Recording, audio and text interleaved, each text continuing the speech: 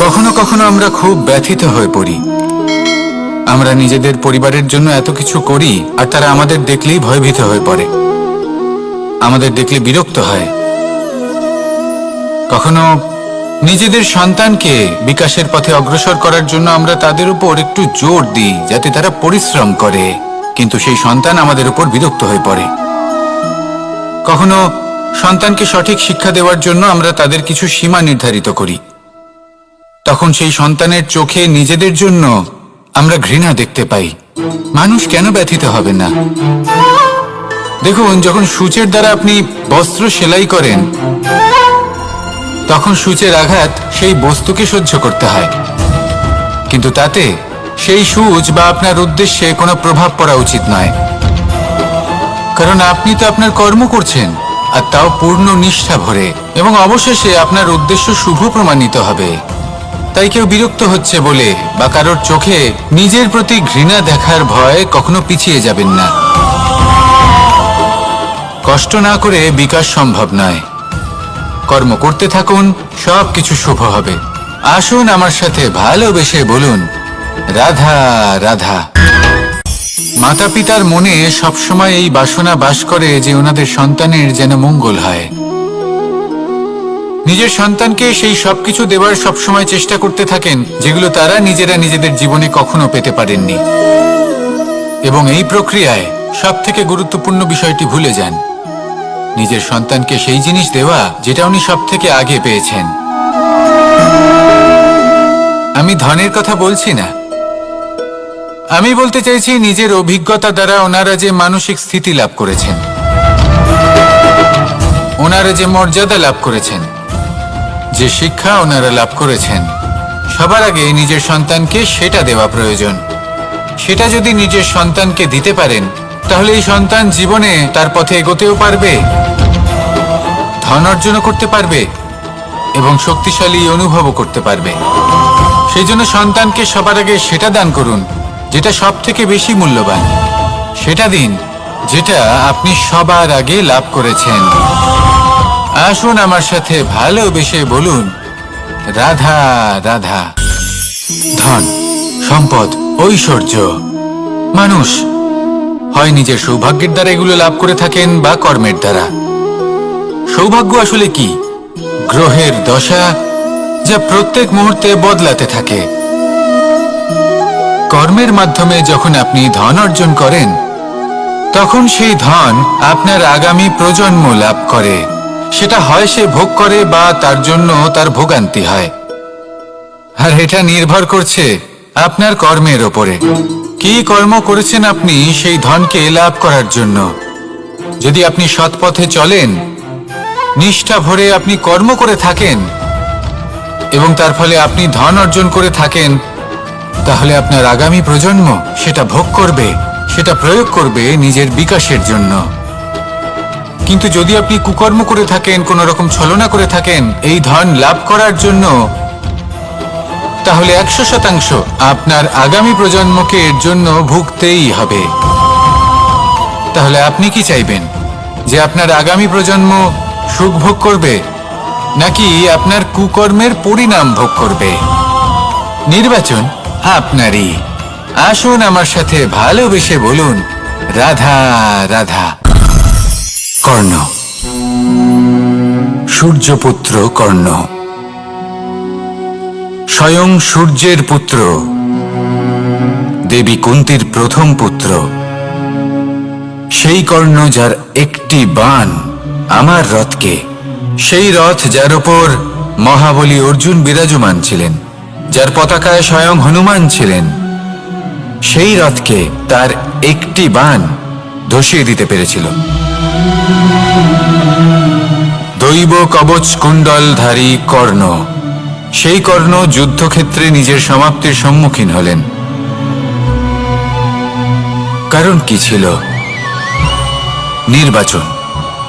দুর্যোধনের সাথে বন্ধুত্ব রাখার জন্য তার অনুচিত কর্মে কোনোদিন কোনো প্রতিবাদ করেননি, তাকে সঙ্গ দিয়েছেন এই নির্বাচন। যখন দ্রৌপদীর বস্ত্রহরণ হচ্ছিল তখন তাকে বাধা দেওয়ার বদলে নীরব থাকার নির্বাচন, তার বিরোধিতা কখনো না করার নির্বাচন। এই নির্বাচনই কারণ হয়ে দাঁড়ালো কর্ণের পতনে। এই সংসারে সবার উপকার আপনি স্বীকার করতে পারেন, তাকে সম্মানও করতে পারেন, কিন্তু তার সামনে এতটাও নত হবেন না যে নিজের অন্তর্মনের কথাটা আপনি শুনতে না পান। নির্বাচন যদি ধর্মসঙ্গত হয় তবেই তা শুভ হয়। আসুন আমার সাথে ভালোবেসে বলুন, রাধা রাধা। ভীষ্ম একটা মহান নাম, দেবী গঙ্গার সুপুত্র। স্বয়ং বৃহস্পতি এবং পরশুরাম ছিলেন ওনার শিক্ষাগুরু। অত্যন্ত মহান যোদ্ধা ছিলেন, কিন্তু এই মহান যোদ্ধা ইনি ইতিহাসে আজ পর্যন্ত সেই সম্মান পেলেন না যার উনি যোগ্য ছিলেন। কারণ নির্বাচন। রাজ সিংহাসনের সেবা করার প্রতিজ্ঞা নিয়েছিলেন উনি। এবার রাজ সিংহাসনে যেই বসুক না কেন তার সেবা করা, তার প্রত্যেক আদেশ পালন করা, এটাই ছিল ওনার প্রতিজ্ঞা। তা সেই ব্যক্তি উচিত হোক বা অনুচিত, সে উচিত পথে চলুক বা অনুচিত পথে চলুক, সুপাত্র হোক বা কুপাত্র, উনি তার সেবা করতে থাকলেন, তার প্রত্যেক আদেশ পালন করতে থাকলেন, নিজের প্রতিজ্ঞা পালন করতে থাকলেন। ধৃতরাষ্ট্র নেত্রহীন অবশ্যই ছিলেন, কিন্তু এতটাও নেত্রহীন ছিলেন না যে উনি প্রজাদের চোখের জল, ধর্ম অধর্ম দেখতে পাবেন না। উনি সব বুঝতে পারতেন। আর এদিকে ভীষ্ম নিজে প্রতিজ্ঞাবদ্ধ হয়েছিলেন। দুর্যোধন অনুচিত পথে চালিত হচ্ছিল, তাও উনি তাকে সঙ্গ দিতে থাকলেন। আর পরিণামস্বরূপ আজ পর্যন্ত ইতিহাসে উনি সেই স্থান পেলেন না, সেই সম্মান পেলেন না যার যোগ্য উনি ছিলেন। যদি আপনি কোনো প্রতিজ্ঞা করে থাকেন, তা সে যতই কোনো উচিত কারণের জন্য হোক না কেন, যদি আস্তে আস্তে সময়ের সাথে সেই প্রতিজ্ঞা আপনাকে অনুচিত পথে চালিত করে অধর্মের পথে নিয়ে যায়, পাপের পথে নিয়ে যায়, তাহলে সেই প্রতিজ্ঞা ভঙ্গ করা অত্যন্ত আবশ্যক। সময় অনুসারে নিজেকে বদলানো আবশ্যক, নয়তো এই প্রতিজ্ঞা আপনাকে দিয়ে পাপ কর্ম করাবে, কুকর্ম করাবে, আর আপনার বিনাশের কারণ হবে। আসুন আমার সাথে ভালোবেসে বলুন, রাধা রাধা। অশ্বত্থামার মৃত্যু হলো। কেউ জানে না সে মানুষ নাকি হাতি। এই বাক্য কে বলেছিলেন? সাক্ষাৎ ধর্মরাজ যুধিষ্ঠির। সেই যুধিষ্ঠির যিনি নিজের জীবনে কখনো মিথ্যে বলেননি, কিন্তু উনি এমন কিছু নির্বাচন করেছিলেন যার জন্য চিরকাল শুধুই মহারাজ যুধিষ্ঠির হয়ে থেকে গেলেন। কখনো অভিমন্যুর সমান হতে পারলেন না। যখন দ্রুত ক্রীড়ার আমন্ত্রণ এসেছিল, তখন মহারাজ যুধিষ্ঠির সেটা অস্বীকার করতেই পারতেন, কিন্তু করলেন না। অহংকারের জন্য সেই আমন্ত্রণ গ্রহণ করলেন উনি, এবং অহংকারের জন্য করা এই নির্বাচন ওনাকে সাধারণ করে রেখে দিল। নিজের গুরু দ্রোণাচার্যকে পরাজিত করার জন্য একটি মিথ্যে কথা বলেছিলেন। অশ্বত্থামা মারা পড়েছে, আর তারপর গ্লানিমাখা কণ্ঠে ধীরস্বরে বলেছিলেন, জানি না সে মানুষ না হাতি। কিন্তু অর্ধসত্য হোক বা সত্য লুকোনো হোক, তা হল মিথ্যের সমান, এবং প্রত্যেকটি কর্মের ফল মানুষ অবশ্যই ভোগ করে। এই নির্বাচনের কারণে যুধিষ্ঠিরকেও নরকবাস করতে হয়েছিল। তাই নিজের কর্ম শ্রেষ্ঠ করে তুলুন, কারণ এটাই সুনিশ্চিত করবে যে আপনি এই সংসার থেকে বিদায় নেওয়ার পরেও জীবিত থাকবেন নাকি নয়। আসুন আমার সাথে ভালোবেসে বলুন, রাধা রাধা। মহাভারতে অনেক যোদ্ধারা অংশগ্রহণ করেছিলেন। সবাই ছিলেন শ্রেষ্ঠ কুলের। কেউ কেউ ছিলেন বড় বড় রাজ্যের রাজা, কেউ কেউ ছিলেন দেবতার পুত্র। এনারা সবাই অংশ নিয়েছিলেন। এনারা সবাই শ্রেষ্ঠ কুলের, প্রত্যেকে ভালো পরিবেশ পেয়েছেন। কিন্তু সেখানেই অন্যদিকে ছিল বারবারিক, অসুর পুত্র বারবারিক। এবং এই অসুরপুত্র বারবারিকই এই সময় দাঁড়িয়ে ভগবান রূপে স্থাপিত হয়ে আছেন। পুজো করা হয় তাকে। কারণটা কি? নির্বাচন। বারবারিক একটি দ্বন্দ্বের মধ্যে ছিলেন। ঠিক যেমন প্রত্যেক যোদ্ধার জীবনে দ্বন্দ্ব এসে থাকে, তখন সে কি নির্বাচন করবে সেটা হলো অত্যন্ত গুরুত্বপূর্ণ। বারবারিকের কাছে এত শক্তি ছিল যে একটি মাত্র বাণ প্রয়োগ করে সবাইকে নাশ করতে পারত।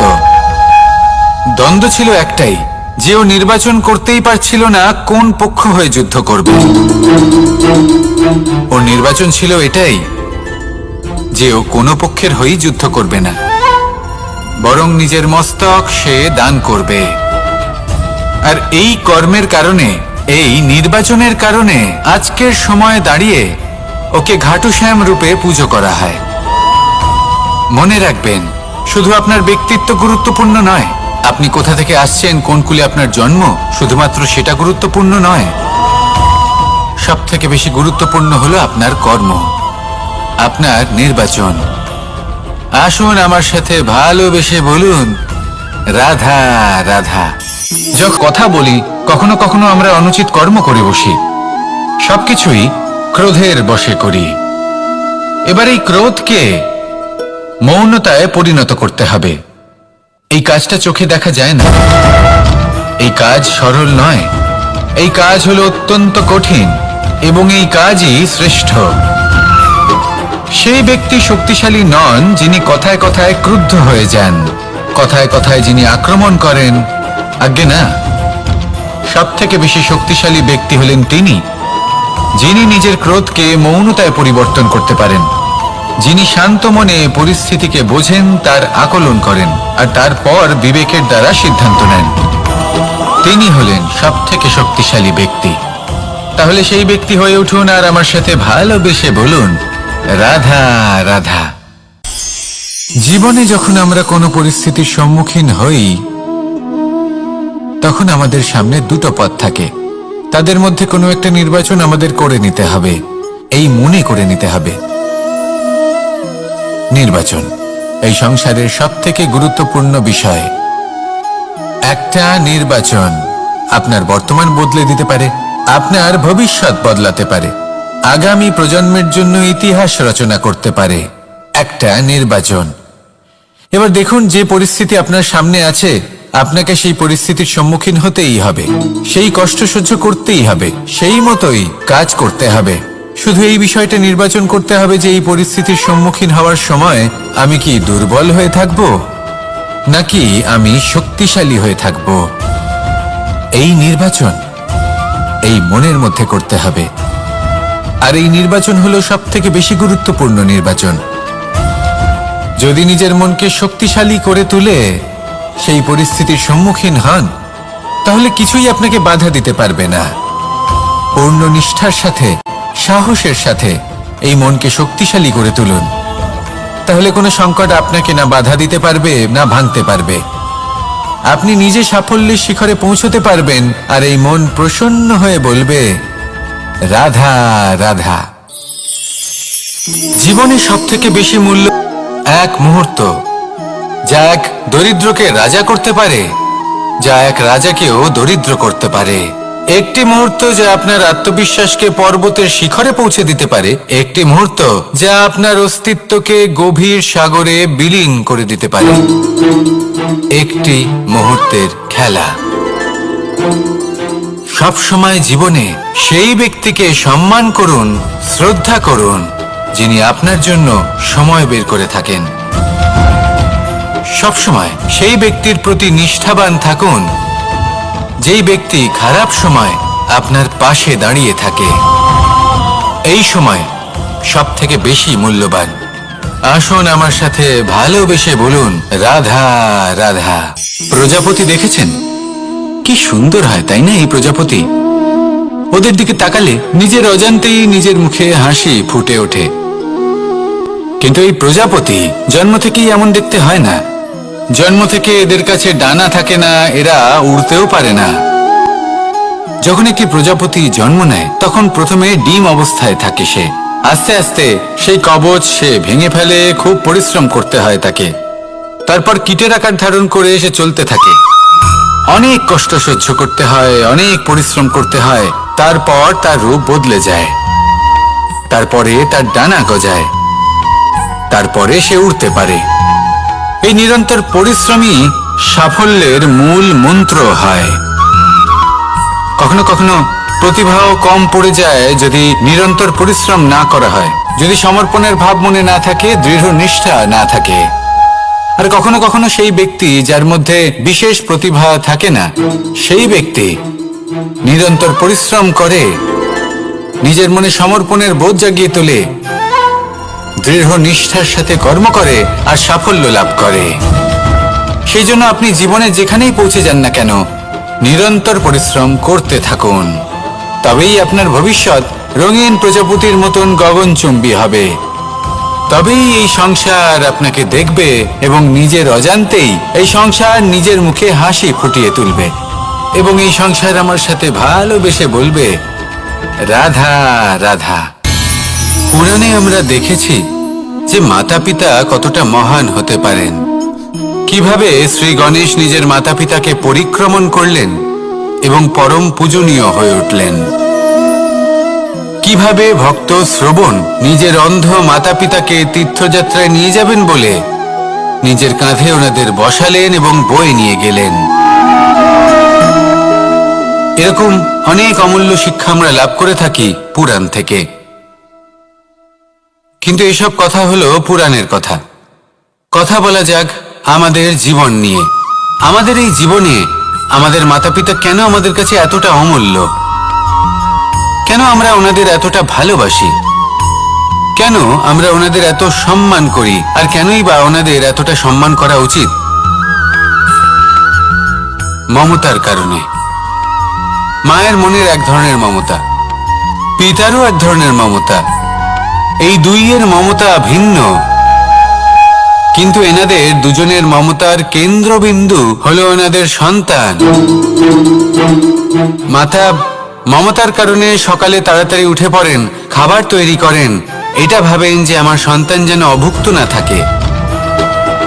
অন্যদিকে পিতা ইচ্ছে না থাকা সত্ত্বেও নিজের মমতাবোধের কারণে নিজের সন্তানের প্রতি কঠোর হন, তাকে জ্ঞান প্রদান করেন, শিক্ষা প্রদান করেন, কারণ উনি চান যে ওনার সন্তান যেন পরবর্তীতে উন্নতি করে, কখনো অভুক্ত না থাকে।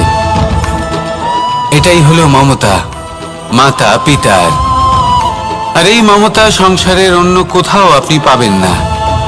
তাই সবসময় নিজের মাতা পিতাকে সম্মান করুন, ওনাদের ভালোবাসুন, যতটা ইচ্ছে ভালোবাসুন। আর এই ভালোবাসার সাথেই বলুন, রাধা রাধা। লাভ করা। এবার এই ধাপটি অনেক মানুষের পক্ষেই খুবই সরল হয়, বড়ই সরলভাবে নিজেদের সঙ্গীকে লাভ করে থাকেন। কিছু মানুষের জন্য এই ধাপ অত্যন্ত কঠিন হয়ে থাকে, অনেক প্রতিকূল পরিস্থিতির উপর জড়ে তুলবে। আসুন আর আমার সাথে ভালোবেসে বলুন, রাধা রাধা। মানুষের একটি সমস্যা আছে যে মানুষ সাফল্যকে মাপতে থাকেন, লক্ষ্যপ্রাপ্তিকে মাপতে থাকেন এবং তার তুলনা করতে থাকেন যে ও এত কিছু পেল আর আমি পেলাম না,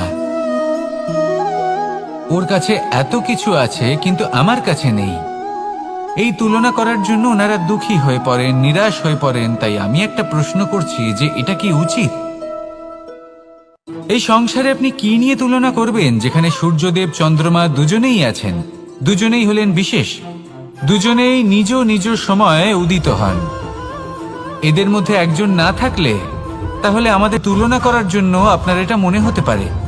যদি আপনি যুদ্ধ করতে চান আপনার তলোয়ারের প্রয়োজন পড়বে, যদি বস্ত্র তৈরি করতে চান এত বড় তলোয়ার দিয়ে কিছুই হবে না, তখন প্রয়োজন পড়বে একটা ছোট্ট সূচের। তাই তুলনা করবেন না, না নিজেকে ছোট মনে করবেন না অন্য কাউকে। সবার সাথে সহযোগিতা করুন, আর যদি তুলনা করতেই হয় নিজের সাথে করুন, যে কাল আমি কেমন ব্যক্তি ছিলাম, আজ কি তার থেকে শ্রেষ্ঠ হয়ে উঠতে পেরেছি? ভেবে দেখুন ভবিষ্যতে গিয়ে আপনি কতটা শ্রেষ্ঠ ব্যক্তি হতে পারেন। আসুন আমার সাথে ভালোবেসে বলুন, রাধা রাধা। বস্ত্র আমাদের সকলের প্রিয়, এটা আমাদের জীবনযাপনের জন্য প্রয়োজনীয়। আমরা সবসময় চেষ্টা করি সেই বস্ত্র পরতে যা পরলে আমাদের দেখতে ভালো লাগে, কিন্তু কখনো এই কথা ভেবে দেখেছেন যে কিছু বস্ত্র যদি স্বচ্ছ হয় তাহলে তা পুরনো হলেও দেখতে ভালো লাগে? ঠিক তেমনই, যেমন কোনো খাবার যদি মশলাদার না হয়, অত্যন্ত সুস্বাদু নাও হয়, কিন্তু যদি তা গরম হয়, টাটকা হয়, তাহলে খেতে ভালোই লাগে। ঠিক সেইভাবেই যদি কোনো ব্যক্তি সুন্দর নাও হয় কিন্তু তার কথা খুবই মধুর হয়, তাহলে সেই ব্যক্তি সকলের প্রিয় হয়। কোনো ব্যক্তি যদি ধনবান নাও হন কিন্তু তিনি যদি গুণী হন, তাহলে এই সংসারে সম্মান লাভ করেন। সেই জন্য কখনো এই বিষয়ে দুঃখ পাবেন না যে আপনার কাছে ভৌতিক স্বাচ্ছন্দ্য নেই। আপনার কাছে সবথেকে বড় বস্তু, সবথেকে মূল্যবান বস্তু যেটা আছে, সেটা হলো আপনার আত্মা, আপনার মন, আপনার বিচারধারা, আপনার গুণ, আপনার কথা। এগুলো সবসময় শুভ রাখুন এবং সবসময় নিজের সাথে রাখুন। এই জীবন সফল হবে এবং প্রেমময় হয়ে বলে উঠবে, রাধা রাধা। নন্দ বাবাও খেলার ছলে খুব বড় বড় শিক্ষা দিতেন। অনেকদিন আগেকার কথা, বাবা আমার জন্য একটা মানচিত্র নিয়ে এলেন। এটা ছিল জম্বু দ্বীপের মানচিত্র, ঠিক যেন একটা ধাঁধা যা টুকরো টুকরো করে বিভিন্ন দিকে ছড়ানো, যেগুলোকে আমায় জুড়তে হতো। ব্যাস শুধু এটুকুই ছিল আমার কাজ। আমি বারবার প্রচেষ্টা করলাম, কিন্তু বারবার অসফলই রয়ে গেলাম। বাবা এটা দেখলেন এবং হাসলেন। বাবা বললেন, একটা কাজ করো, এই প্রত্যেকটি অংশকে উল্টে রাখো। আমিও উল্টে রাখলাম। তারপরে দেখলাম প্রত্যেক অংশে মানুষের শরীরের কোনো না কোনো অংশ চিহ্নিত। কোথাও হাত আছে, পা আছে, কোথাও মুখ আছে। বাবা বললেন যে এবার এটা জুড়তে চেষ্টা করো। আমিও জুড়ে দিলাম। মানুষের মানচিত্র পূর্ণ হলো। এবার বাবা বললেন, এটা উল্টে রাখো, মানচিত্র পূর্ণ আকার ধারণ করেছে। আমি বললাম, ঠিক আছে। আমি উল্টে রাখলাম, দেখলাম জম্বুদ্বীপের মানচিত্র পূর্ণ হয়েছে। বাবা বললেন, যদি দেশকে সফল করে তুলতে চাও, শক্তিশালী করতে চাও, স্থির বানাতে চাও, তাহলে সবার আগে দেশবাসীকে একত্রিত করতে শেখো। সকল সৈন্যগণ যখন একজোট হয়ে দাঁড়াবে, তখন দেশের শক্তি আরো বেড়ে যাবে। শুধু তাই নয়, বাবা বললেন, যদি ভালোবাসার সাথে জড়িয়ে পড়ো, তাহলে পরমাত্মাও তোমার সামনে এসে দেখা দেবেন। তাহলে এটাই করুন আর আমার সাথে ভালোবেসে বলুন, রাধা রাধা। ছোটবেলা থেকেই আমি গরু চড়িয়ে অভ্যস্ত, সেই জন্য সকলে আমাকে গোপাল নামে ডাকত। কিন্তু গোপাল হয়ে আমি একটা অমূল্য শিক্ষা লাভ করেছি। আমি দেখেছি যে গৌশালাতে অনেক বাছুরের মধ্যে একটি গাই তার নিজের বাছুরকে অবশ্যই চিনে ফেলে। যেখানে সমস্ত বাছুর একই রকম দেখতে এবং প্রত্যেকের স্বরও সমান, তারপরেও সকল বাছুরের মধ্যে নিজের বাছুরকে ঠিক চিনতে পেরে যায় এবং তার সাথেই থাকে। ঠিক এইরকমই কিছুটা হয় আমাদের কর্ম এবং তার কর্মফল। তাহলে জীবনে বারংবার অনুতপ্ত হতে হবে না, কারণ বিষয়টা কিছুটা এরকম যে এই সংসারে আপনি কাল, কর্মফল এবং সময়, এই তিনের হাত থেকে কখনো লুকোতে পারবেন না, কখনো পালাতেও পারবেন না। আসুন আমার সাথে ভালোবেসে বলুন, রাধা রাধা।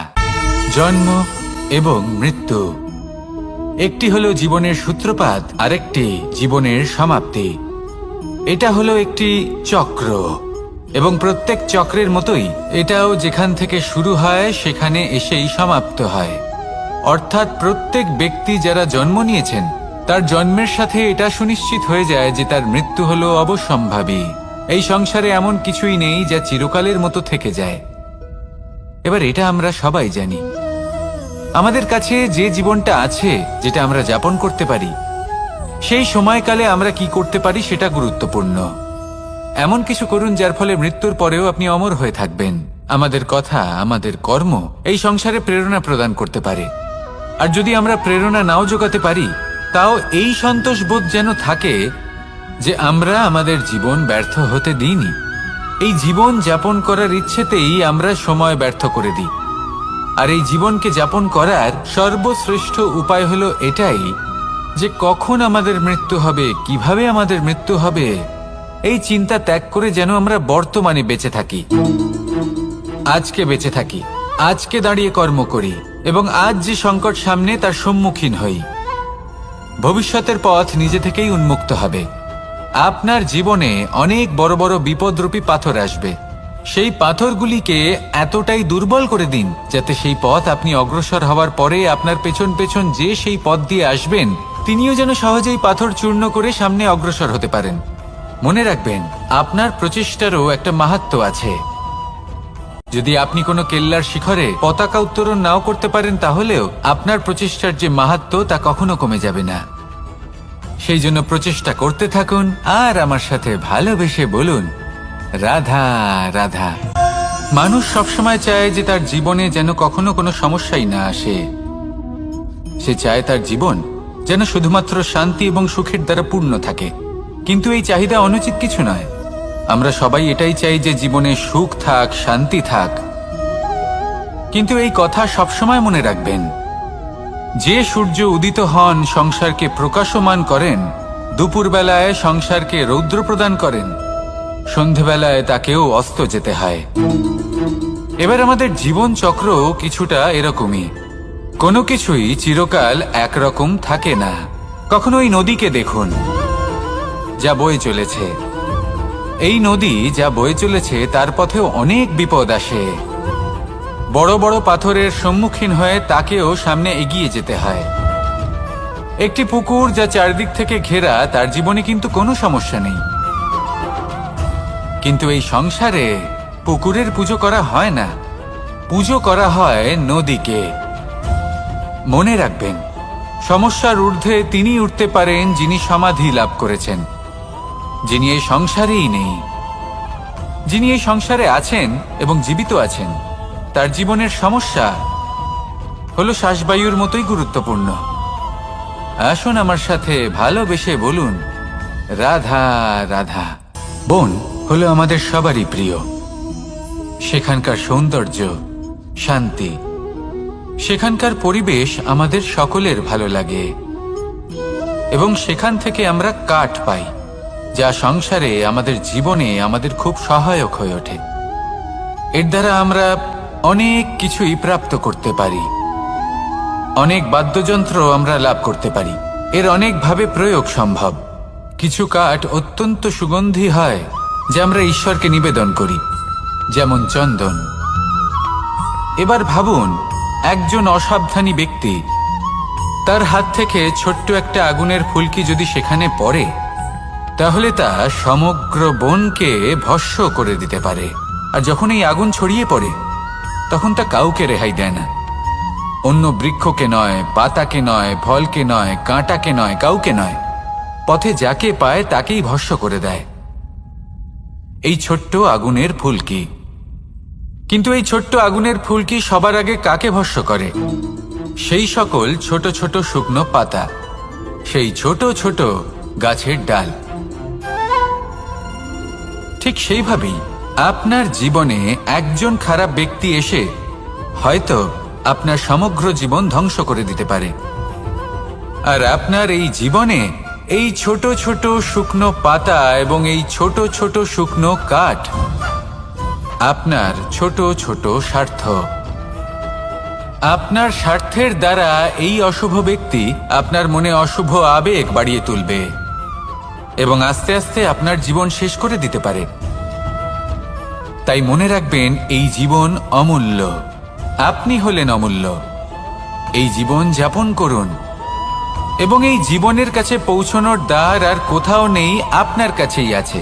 আপনার মনে, আপনার বিবেকে, আপনার দৃষ্টিভঙ্গিতে, আপনার ভাবনাতেই আছে। এই দ্বারকে খুলুন। জীবন সফল হবে আর ভালোবেসে বলবে, রাধা রাধা। কথায় আছে যে স্বপ্ন এবং লক্ষ্য হলো একটি মুদ্রারই দুটি দিক। যতক্ষণ না স্বপ্ন দেখছেন ততক্ষণ বুঝবেন কি করে আপনার লক্ষ্য কি? স্বপ্ন দেখে যদি নিজের লক্ষ্য বুঝতে পারেন, সেটা পেতে চান, তবেই সেটা লাভ করতে পারবেন। কিন্তু স্বপ্ন এবং লক্ষ্য এই দুইয়ের মধ্যে একটা ভারসাম্য রয়েছে যেটা বজায় রাখা প্রয়োজনীয়। একে আমরা বলে থাকি পরিশ্রম। দেখুন, যদি আপনি স্বপ্ন দেখতে চান তাহলে পরিশ্রম ত্যাগ করে নিদ্রা লাভ প্রয়োজন, কিন্তু যদি আপনি লক্ষ্য লাভ করতে চান তাহলে আপনাকে নিদ্রা ত্যাগ করে পরিশ্রম করতে হবে। তাই আলস্য ত্যাগ করুন এবং সিদ্ধান্ত নিন যে আপনি কি চান। আপনার জীবনের এই তুলাদণ্ডে স্বপ্নের পাল্লা ভারী হওয়া প্রয়োজন নাকি লক্ষ্যের?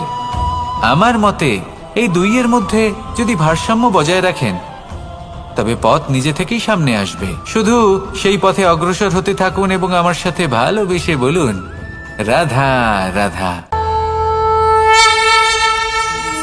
আমরা সবাই জীবনে সুখ লাভ করতে চাই।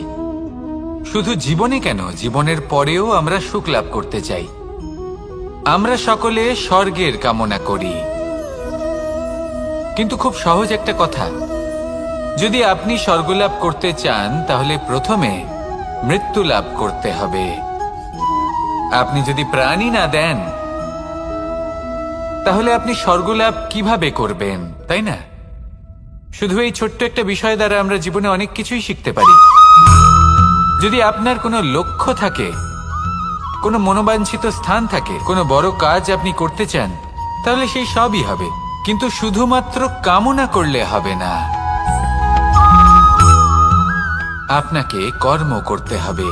নিরন্তর প্রয়াস, পরিশ্রম, পথ খুঁজতে হবে, সামনে অগ্রসর হতে হবে। কখনো অসফল হলে তার কারণ খুঁজতে হবে, বিপদের সম্মুখীন হতে হবে, অন্তর থেকে নিজের শক্তি বাড়িয়ে তুলতে হবে। তবেই আপনি নিজের লক্ষ্য লাভ করতে পারবেন, মনোবাঞ্ছিত স্থান পাবেন। মহান নদী গঙ্গা একটি বিন্দু দ্বারা শুরু হয়, ধীরে ধীরে অগ্রসর হয়। কোনো পাথরে ধাক্কা খেলেও সে থামে না, বরং এগোতেই থাকে। তারপরেই সে মহান নদী গঙ্গা হয়ে উঠতে পারে। পরিশ্রম করুন, লক্ষ্য লাভ করুন, আর আমার সাথে ভালোবেসে বলুন, রাধা রাধা। এই সংসারে তিন ধরনের আবেগ অত্যন্ত গুরুত্বপূর্ণ, যা প্রত্যেক মানুষের জীবনে থাকে। প্রথমটা হলো আনন্দ, যা আমরা সবাই লাভ করতে চাই। দ্বিতীয় হলো ক্রোধ। এটা তখনই আসে যখন আমরা আমাদের উপর নিয়ন্ত্রণ হারাই বা কোনো পরিস্থিতি আমাদের প্রতিকূল হয়ে থাকে। তৃতীয় হলো দুঃখ। এই দুঃখ তখনই আসে যখন কোনো একটা পরিস্থিতি আমাদের মনের মতো হয় না, বা আমাদের প্রিয়জন আমাদের বুঝতে পারেন না। আমরা অমূল্য কিছু হারিয়ে ফেলি, তখন এই দুঃখ আমাদের হৃদয়ে আশ্রয় নেয়। এই তিন আবেগ হলো এমন যে আমাদের জীবনে আসতে এবং যেতে থাকবে। কিন্তু এই তিনটি আবেগের বিষয়ে কোন কথাটা মনে রাখতে হবে সেটা শুনুন। যখনই আপনি আনন্দে থাকবেন, প্রতিশ্রুতি দেবেন না, কারণ যখন মানুষ আনন্দে থাকেন তখন তিনি নিজের বিবেক বোধ হারিয়ে ফেলেন। দ্বিতীয়ত, যখনই আপনি ক্রুদ্ধ হবেন, উত্তর দেবেন না, কারণ ক্রোধের বশে যে উত্তরই দেবেন সেটা শুভ হবে না। তৃতীয়ত, যখনই আপনি দুঃখী থাকবেন, কোনো সিদ্ধান্ত নেবেন না, তখন নিজের মনের ওপর, নিজের কর্মের ওপর, নিজের ওপর নিয়ন্ত্রণ রাখতে চেষ্টা করুন। যদি এই তিনটি আবেগের ক্ষেত্রে এই জিনিসগুলো মনে রাখেন তাহলে জীবনে কখনো আক্ষেপ করবেন না। আসুন আমার সাথে ভালোবেসে বলুন, রাধা রাধা। আমাদের মধ্যে বেশিরভাগ মানুষ কোনো না কোনো মহাশক্তির উপস্থিতিকে বিশ্বাস করেন। আমরা মনে করি যে এ হলো সেই মহাশক্তি যার প্রভাব, যার কৃপা চিরকাল আমাদের উপর বজায় থাকে। আমাদের কর্মের ওপর, কর্মফলের ওপর চিরকাল তার দৃষ্টি থাকে। আমাদের মধ্যে কেউ একে ঈশ্বর মনে করেন, কেউ বা প্রকৃতি মনে করেন, বা কেউ কোনো গৃহপালিত পশুর মধ্যে মহাশক্তির দর্শন লাভ করেন, বা কেউ কোনো বস্তুর মধ্যে। প্রত্যেকের নিজস্ব বিশ্বাস আছে, কিন্তু সেই শক্তির থেকে আশীর্বাদ লাভের জন্য বা কোনো ইচ্ছে পূরণের জন্য আমরা কখনো না কখনো মন্দিরে যাই। এই মন্দির শব্দের সূত্রপাত কিভাবে, আগে সেটা বুঝে নেওয়া যাক। মন্দির, এই শব্দের আরম্ভ হলো মনের দ্বারা। কিন্তু বেশিরভাগ মানুষ যখনই মন্দিরে যান কোনো ইচ্ছে পূরণের জন্য বা ইচ্ছে পূরণ হওয়ার পরে ধন্যবাদ দেওয়ার জন্য, তখন তিনি শুধুমাত্র শারীরিকভাবে সেখানে উপস্থিত থাকেন। তার মন তো সাংসারিক কাজের মধ্যেই ঘোরাফেরা করতে থাকে, তাই না? তাহলে বলুন, এর অর্থ কি? যদি আপনি মন্দিরে নিজের মনকেই না নিয়ে যান, তাহলে তার কি লাভ হবে? মন্দিরে গিয়ে নিজের মনকে ঈশ্বরের চরণে পূর্ণরূপে সমর্পণ করুন। নিজের মন থেকে ঈশ্বরের আরাধনা করুন, আর এই মন থেকেই বলুন, রাধা রাধা। মানুষ শুধুমাত্র দুই ধরনের ব্যক্তির সামনেই নত হন। একজন হলেন তিনি যাকে তিনি সম্মান করেন, আর আরেকজন যাকে তিনি ভয় পান। এবার কোনো ব্যক্তি যদি আপনার সামনে নত হন, তাহলে তার পেছনের কারণ কি? আপনার প্রতি সম্মান নাকি আপনার প্রতি ভয়? সেটা আপনাকেই বুঝতে হবে।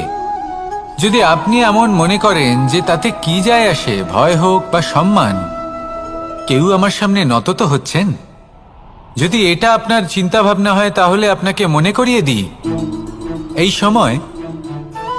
সময় বদলাতে বেশি সময় লাগে না। আজ যে ব্যক্তি আপনাকে দেখে ভয় পাচ্ছে, কাল এই ভয়ের সমাপ্তিও ঘটতে পারে। আবার এমনও হতে পারে যে তার কাছে অত্যাধিক শক্তি চলে এলো। অনেক কিছুই হতে পারে। তাই মনে রাখবেন, যে মাথা ভয়ের কারণে নত হয়, তা সময় এলে সবার আগে বিরোধিতা করতে পারে। আর যে মাথা সম্মানের কারণে নত হয়, আপনার জন্য নিজের শিরচ্ছেদও সে করতে পারে। তাই সকলকে আপন করে নিন, কিন্তু ভয় প্রয়োগ করে নয়। কর্ম করুন এবং সম্মান অর্জন করুন।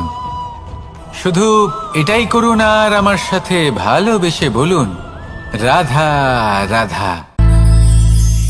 সূচের শেষে একটি ছিদ্র থাকে, যার দ্বারা আমরা এই সুতো পরাতে পারি, আর তারপর সূচের সাহায্যে এই সুতো দিয়ে বস্ত্র সেলাই করা যায়। কিন্তু যদি সুতোটা সোজা করে ধরা না হয়, তাহলে সূচে কখনো এই সুতো পরানোই সম্ভব নয়। যদি এতে কোনো গিঁট পড়ে, তখন তা কখনোই এই ছিদ্র দ্বারা প্রবেশ করা সম্ভব নয়। ঠিক এইভাবেই যদি আপনি কারোর জীবনে প্রবেশ করতে চান, কারোর অন্তরে প্রবেশ করতে চান, তাহলে আপনাকেও সহজ থাকতে হবে। এতে কোনো গিঁট থাকলে চলবে না, অর্থাৎ মনে যাতে কোনো মালিন্য না থাকে, যেন কোনো কুচিন্তা না থাকে। যদি এসব থাকে, তাহলে আপনি কখনো কারোর জীবনে প্রবেশ করতে পারবেন না। আর যদি কোনোভাবে আপনি প্রবেশ করেও যান, তাহলে তার মনে ঘর করতে পারবেন না। নিজেকে এই সুতোর মতন করে তুলুন, সহজ। মনে যেন কোনো কুচিন্তা না থাকে, সবার প্রতি যেন সদ্ভাবনা থাকে, শুভ চিন্তা থাকে। এমনটা করতে থাকুন। এমন একটা দিন আসবে যেদিন এই সমস্ত সংসারের ব্যক্তির মনে আপনি বাস করবেন, আর তখন এই মন প্রসন্ন হয়ে বলবে, রাধা রাধা।